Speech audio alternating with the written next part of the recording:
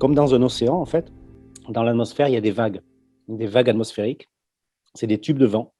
Ces tubes de vent ondulent et par moments, l'ondulation est tellement forte que ce tube déferle comme une vague et elle emprisonne une masse d'air qui devient statique et stagne et ensuite voilà, commence à se réchauffer et tout tourne autour de cette masse d'air. La masse d'air ne bouge pas, elle chauffe au fur et à mesure des jours.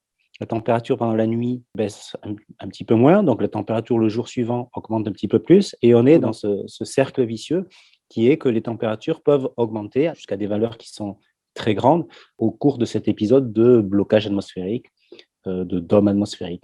La canicule de 2003 en France a été associée à cette masse d'air stagnante sur l'Europe de l'Ouest. Aujourd'hui, les records de chaleur tombent dans la mesure où ceux-ci sont influencés par le réchauffement climatique.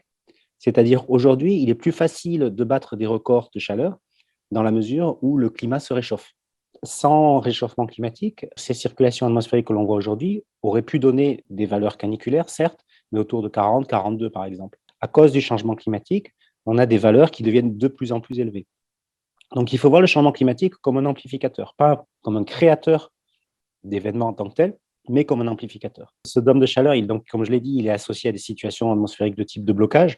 Et en fait, ces situations-là, elles se mettent en place aux moyennes latitudes, c'est-à-dire nos latitudes tempérées, à différents endroits. Donc en 2003, c'était sur l'Europe de l'Ouest. En 2021, aujourd'hui, c'est sur l'Amérique de l'Ouest.